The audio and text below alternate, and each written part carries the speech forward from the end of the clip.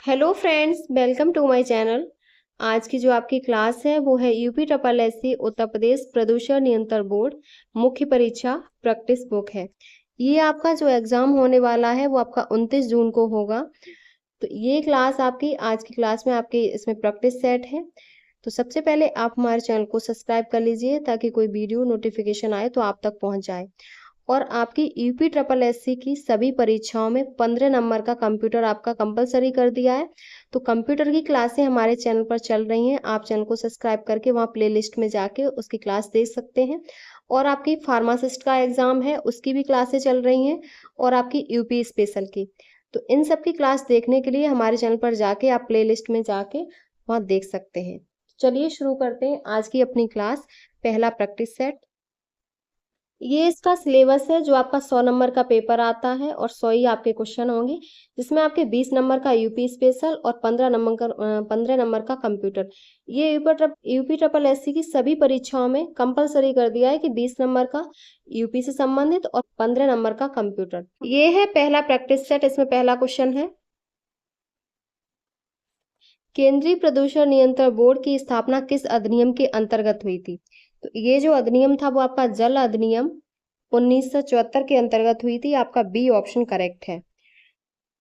और इसका मुख्य उद्देश्य था जल स्रोतों को प्रदूषण से बचाना और राज्यों के प्रदूषण नियंत्रण बोर्डों के कार्यों का समन्वय करना। तो आपका बी ऑप्शन करेक्ट है। नेक्स्ट क्वेश्चन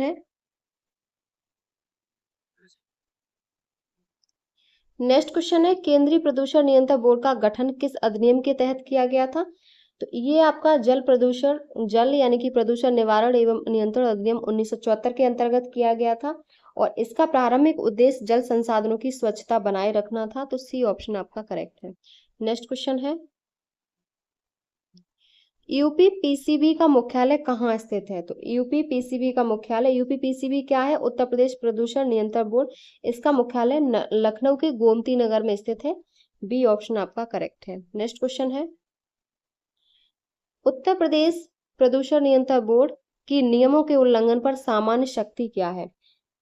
तो इसकी जो सामान्य शक्ति है वो है आपकी जुर्माना लगाना। ए ऑप्शन करेक्ट है। पर्यावरण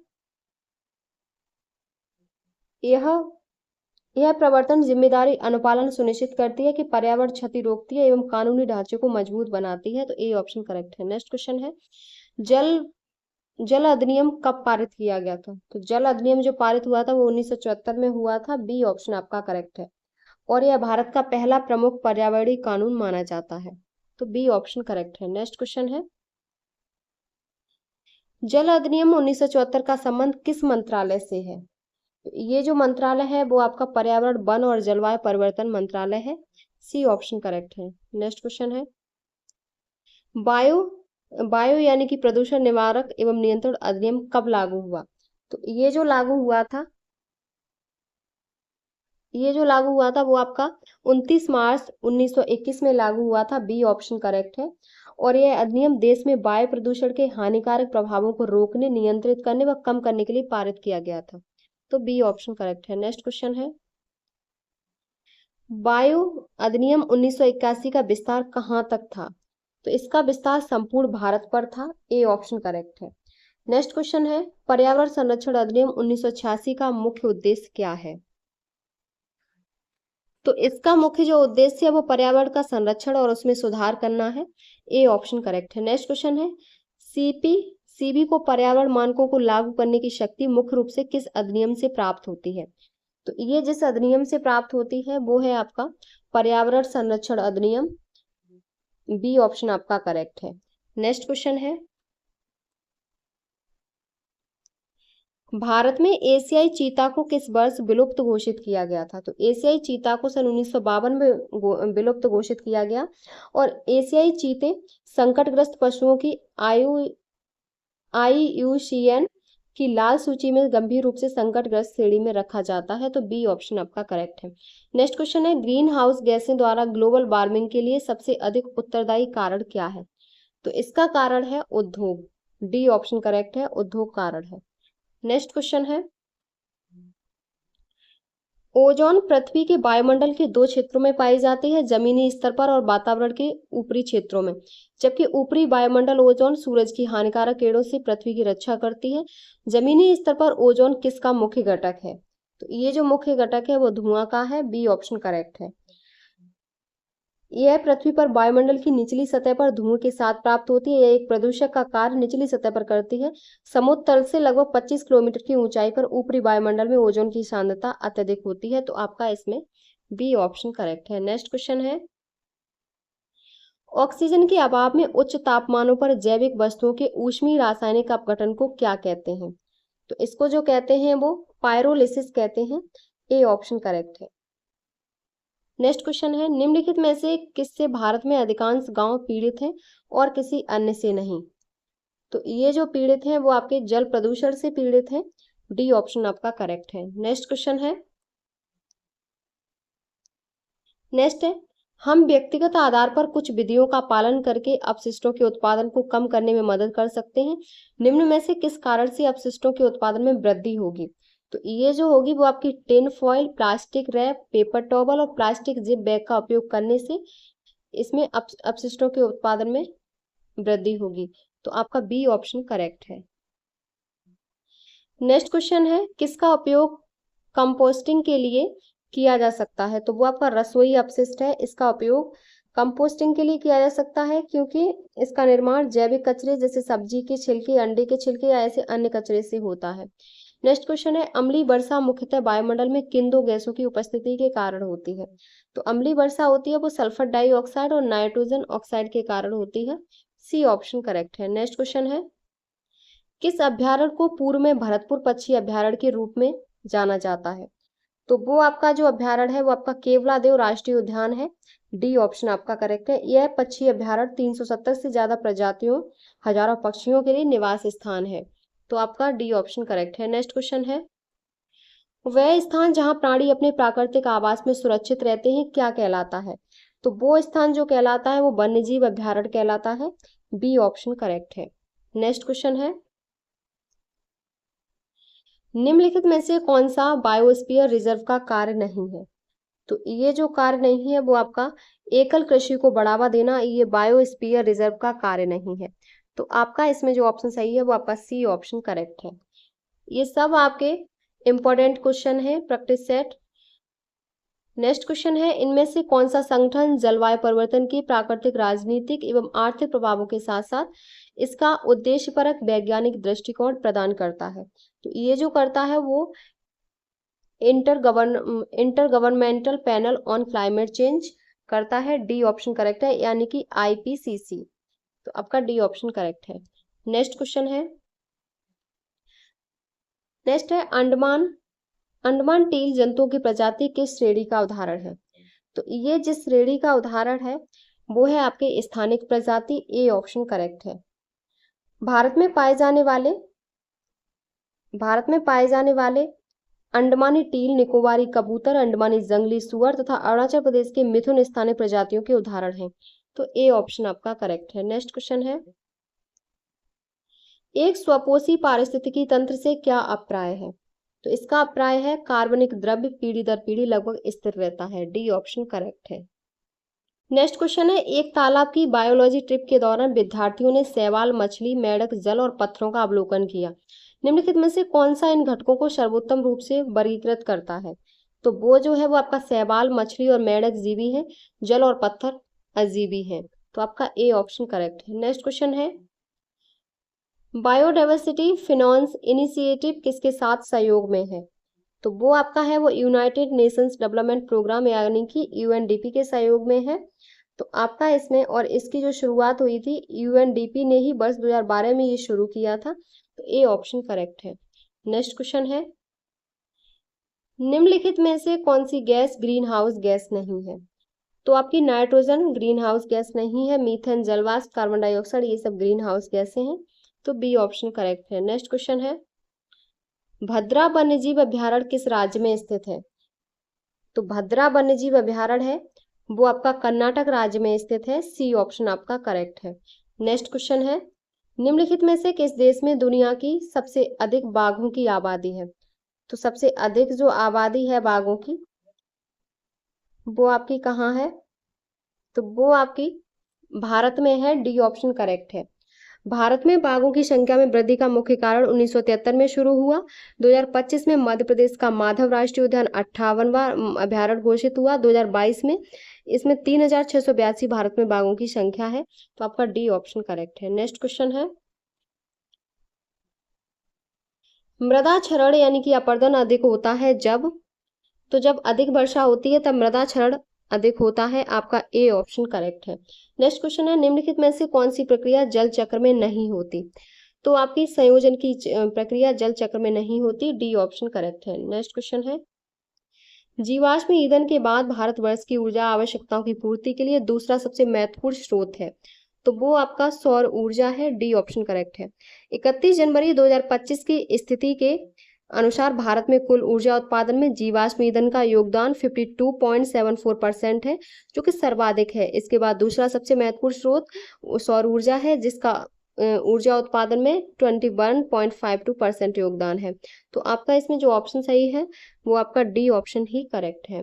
नेक्स्ट क्वेश्चन है, एक कार्बन क्रेडिट को किसके तुल्य माना जाता है? तो ये आपका 1000 केजी कार्बन डाइऑक्साइड के तुल्य माना जाता है। डी ऑप्शन आपका करेक्ट है। नेक्स्ट क्वेश्चन है, बाघ परियोजना यानी कि प्रोजेक्ट टाइगर जो वन्यजीव संरक्षण का एक सघन प्रयास है, भारत में कब शुभारंभ किया गया इसका? तो इसका शुभारंभ 1973 में किया गया। सी ऑप्शन आपका करेक्ट है।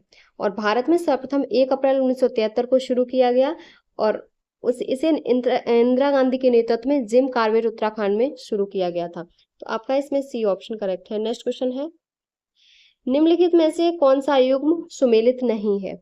ग्रेट हिमालयन राष्ट्रीय पार्क, ग्रेट हिमालयन राष्ट्रीय पार्क हिमाचल प्रदेश, ये सही है। दाशीग्राम जम्मू कश्मीर, गिर राष्ट्रीय पार्क गुजरात, ये भी सही है। लेकिन आपका जो कैंपबेल राष्ट्रीय पार्क है वो आपका पश्चिम बंगाल में नहीं है, ये आपका अंडमान एवं निकोबार द्वीप समूह में है। तो आपका इसमें डी ऑप्शन ही सही नहीं है, वही सही होगा। नेक्स्ट क्वेश्चन है, मृदा क्षरण को रोका जा सकता है? तो मृदा क्षरण को वनारोपण से रोका जा सकता है। सी ऑप्शन करेक्ट है। अगला क्वेश्चन है, एक पारिस्थितिकी तंत्र के लिए प्रेरक बल होता है, तो प्रेरक बल सौर ऊर्जा होता है। ए ऑप्शन आपका करेक्ट है। नेक्स्ट क्वेश्चन है, निम्नलिखित में से किस कार्य से पारिस्थितिक संतुलन बिगड़ता है?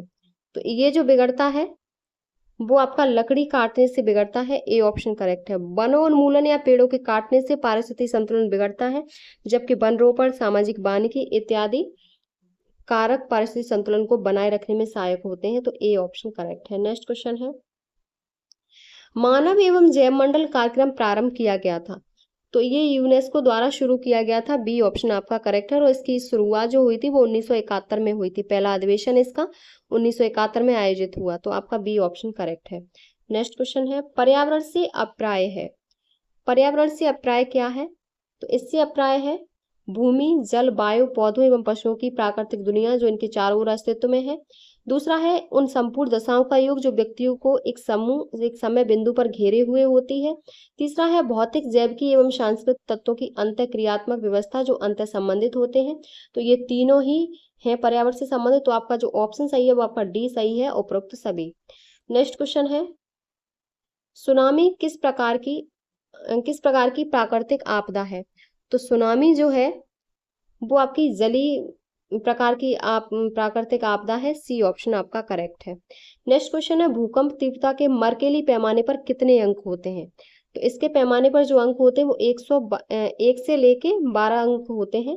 आपका बी ऑप्शन करेक्ट है। नेक्स्ट क्वेश्चन है, राज्य आपदा प्रबंधन राज्य आपदा प्रबंधन प्राधिकरण की प्राथमिक भूमिका क्या है? तो इसकी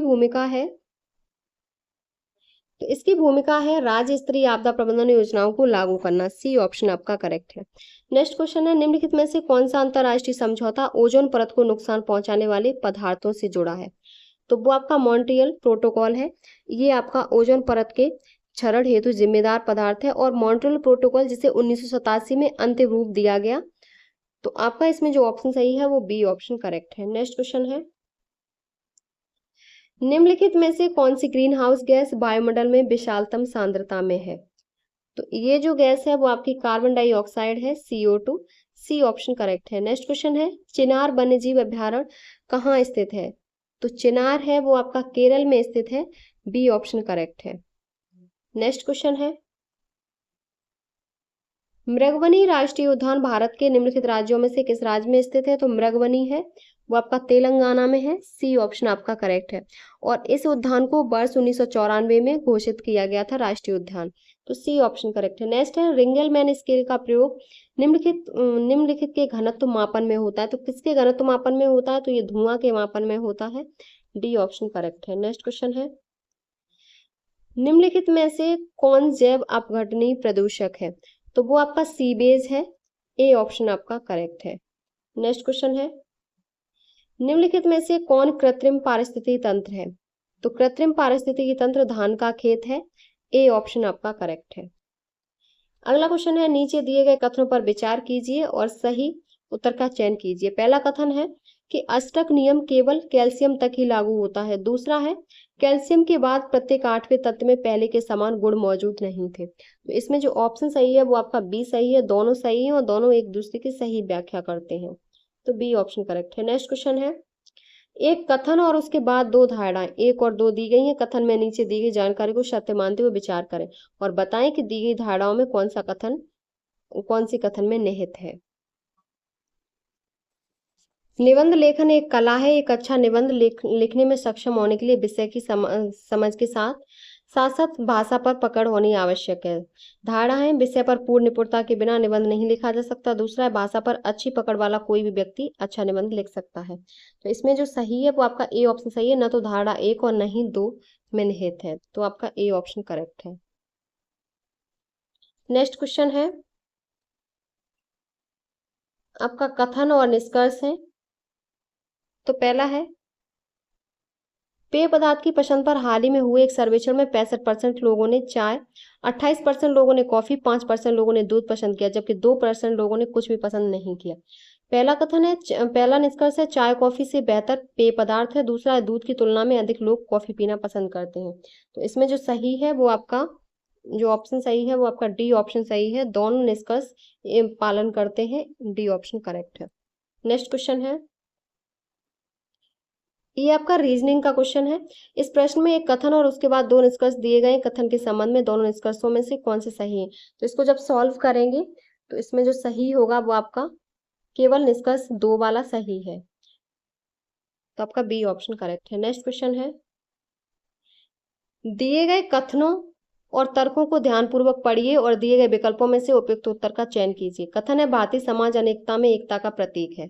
तर्क है, पहला तर्क है, भारतीय समाज में विभिन्न सांस्कृतिक अस्मिताओं के लोग गर्व के साथ रहते हैं। दूसरा है, प्रतिभा पलायन भारत में विविधता में एकता का सूचक है। इसमें जो आपका ऑप्शन सही है वो आपका 2 कथन का समर्थन नहीं करता, जबकि 1 कथन का समर्थन करता है। तो ए ऑप्शन करेक्ट है। नेक्स्ट आपका क्वेश्चन है, एक प्रश्न और उसके बाद 2 कथन दिए हैं। तो प्रश्न है, समिता, तान्या और रेखा में से कौन सबसे छोटी है?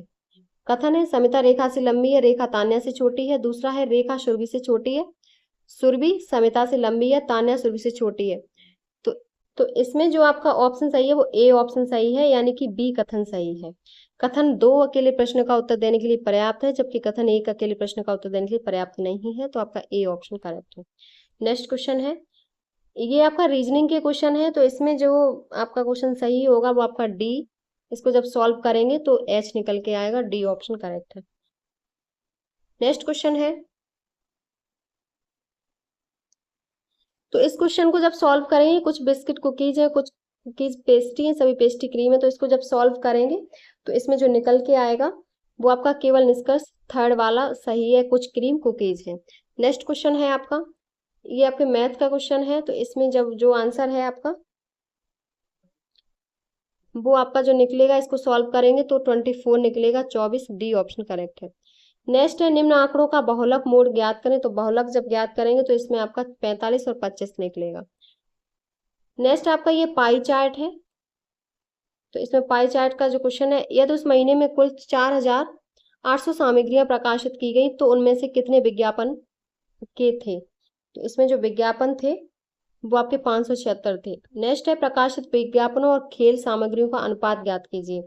तो अनुपात जो है वो आपका 3:2 है।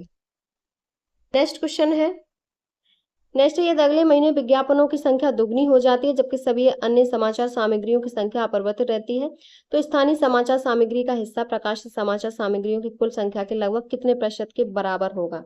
तो वो जो आपका होगा वो 41% के बराबर होगा। ए ऑप्शन करेक्ट है। नेक्स्ट क्वेश्चन है, यदि 4 सप्ताह की अवधि में प्रकाशित समाचार सामग्रियों की कुल संख्या 48,000 थी और यदि किसी भी एक पृष्ठ पर 30 समाचार सामग्रियों को प्रकाशित किया जाता है तो 2 सप्ताह में विज्ञापनों और खेल सामग्रियों की संबंधित कितने पृष्ठ होंगे?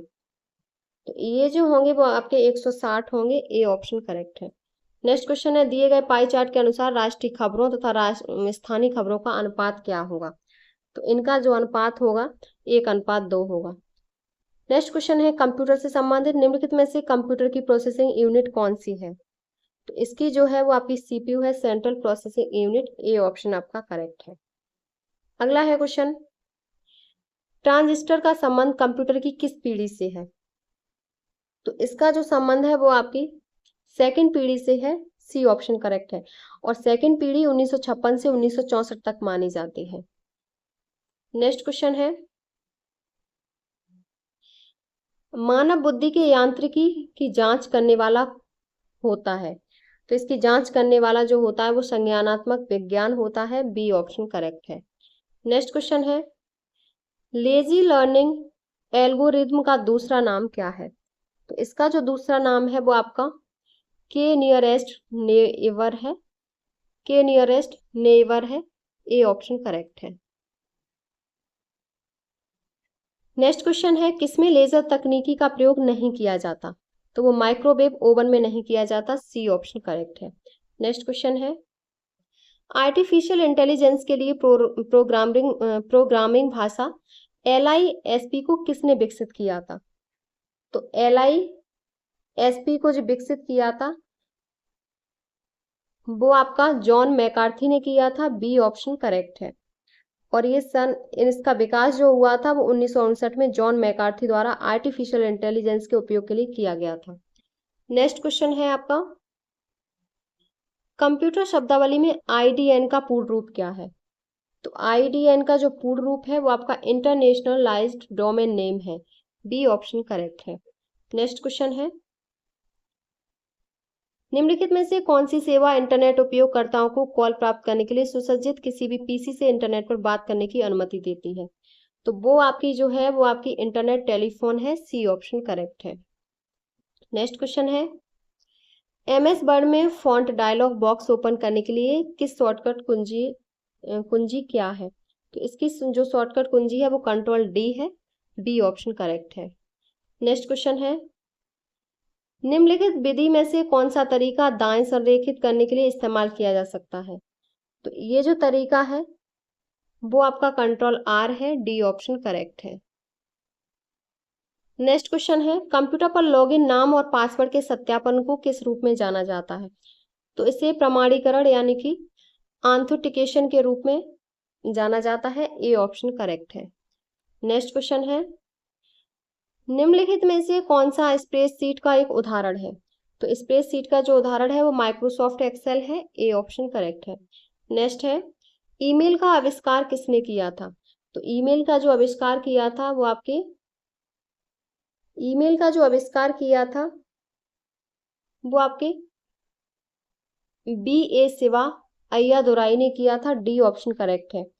और शिवा का जन्म मुंबई के एक तमिल परिवार में हुआ 1982 में।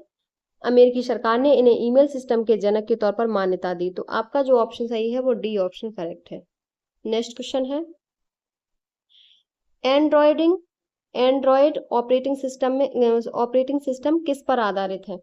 तो ये जो आधारित है वो आपका लिनक्स पर आधारित है। बी ऑप्शन करेक्ट है। नेक्स्ट क्वेश्चन है, निम्नलिखित में से कंप्यूटर का मूल कार्य क्या है? तो कंप्यूटर का जो मूल कार्य है वो आपका इनपुट, स्टोरेज, प्रोसेसिंग तीनों है। तो आपका इसमें जो ऑप्शन सही है वो इनमें से सभी डी ऑप्शन सही है। अब आपके 20 जो क्वेश्चन है वो आपके यूपी स्पेशल से हैं, उत्तर प्रदेश की जानकारी। और यूपी ट्रिपल एससी जितनी भी परीक्षाएं कराती है उन सभी में आपका 15 नंबर का कंप्यूटर और 20 नंबर की यूपी स्पेशल पूछी जाती है। कंप्यूटर की क्लासें हमारे चैनल पर चल रही हैं यूपी ट्रिपल एससी की। आप प्लेलिस्ट में जाके चैनल को सब्सक्राइब करके वहां से देख सकते हैं। और उत्तर प्रदेश से संबंधित भी चल रही हैं। तो इसमें जो उत्तर प्रदेश सामान्य जानकारी में पहला क्वेश्चन है वो है आपका, केंद्रीय पक्षी अनुसंधान संस्थान उत्तर प्रदेश के किस शहर में स्थित है? तो ये उत्तर प्रदेश के बरेली में स्थित है और इसकी स्थापना 1979 में हुई थी। बी ऑप्शन करेक्ट है। नेक्स्ट क्वेश्चन है, उत्तर प्रदेश का सबसे घना बसा जिला कौन सा है? तो ये आपका गाजियाबाद है। बी ऑप्शन करेक्ट है। नेक्स्ट है, निम्न में से किस राज्य में भारत के प्रथम अमृत सरोवर का उद्घाटन किया है? तो अमृत सरोवर का जो उद्घाटन हुआ है वो रामपुर उत्तर प्रदेश में हुआ है। डी ऑप्शन आपका करेक्ट है। नेक्स्ट क्वेश्चन है, गोकुल ग्राम योजना का संबंध किससे है? तो गोकुल ग्राम योजना का संबंध उत्तर प्रदेश से है और इसके तहत गांव गांव जाकर गौवंश का निःशुल्क कृत्रिम गर्भाधान किया जाता है ताकि अच्छे नस्ल के गौवंश को बढ़ावा मिले। नेक्स्ट क्वेश्चन है, उत्तर प्रदेश के लोकायुक्त निम्नलिखित में से किसी अपना त्यागपत्र संबोधित करते हैं? तो ये उत्तर प्रदेश के राज्यपाल को त्यागपत्र संबोधित करते हैं। बी ऑप्शन आपका करेक्ट है। नेक्स्ट क्वेश्चन है, राजीव गांधी राष्ट्रीय विमानन विश्वविद्यालय उत्तर प्रदेश में कहाँ स्थित है? तो ये फुर्सतगंज अमेठी में स्थित है और इसे केंद्रीय विश्वविद्यालय का दर्जा प्राप्त है। तो आपका सी ऑप्शन करेक्ट है। नेक्स्ट क्वेश्चन है, निम्नलिखित में से कौन सी जनजाति उत्तर प्रदेश और उत्तराखंड से संबंधित है? तो ये जो जनजाति है वो थारू जनजाति है जो दोनों राज्यों से संबंधित है। नेक्स्ट क्वेश्चन है, किस्सा राधा कन्हैया के लेखक कौन है? तो इसके जो लेखक हैं वो नवाब वाजिद अली शाह हैं। बी ऑप्शन करेक्ट है। नेक्स्ट क्वेश्चन है, निम्नलिखित में से कौन सा एक उत्तर प्रदेश का लोक नृत्य है? तो उत्तर प्रदेश का लोक नृत्य जैता है। डी ऑप्शन आपका करेक्ट है। अगला क्वेश्चन है, आगरा की मोती मस्जिद का निर्माण किसके द्वारा करवाया गया था? तो मोती मस्जिद का निर्माण शाहजहां के द्वारा करवाया गया था। आपका जो ऑप्शन सही है वो बी ऑप्शन करेक्ट है। नेक्स्ट क्वेश्चन है, उत्तर प्रदेश के किस नगर में सर्वप्रथम भारतीय राष्ट्रीय कांग्रेस का वार्षिक अधिवेशन हुआ था? तो भारतीय राष्ट्रीय कांग्रेस का जो वार्षिक अधिवेशन हुआ था वो इलाहाबाद में हुआ था। तो इसमें जो आपका ऑप्शन सही है वो आपका इलाहाबाद सही है। डी ऑप्शन करेक्ट है। नेक्स्ट क्वेश्चन है, गंगा नदी के निम्नलिखित में से किस भाग को राष्ट्रीय जलमार्ग घोषित किया गया है? तो ये आपका प्रयागराज से हल्दिया तक को राष्ट्रीय जलमार्ग घोषित किया गया है। डी ऑप्शन करेक्ट है। नेक्स्ट है, सूची 1 को सूची 2 से सम्मिलित कर सही उत्तर नीचे दिए गए कूट चुनिए। तो इसमें जो आपका सही है वो है आपका सोनभद्र चूना पत्थर के लिए क्षेत्र सोनभद्र है और खनिज है एक साइड।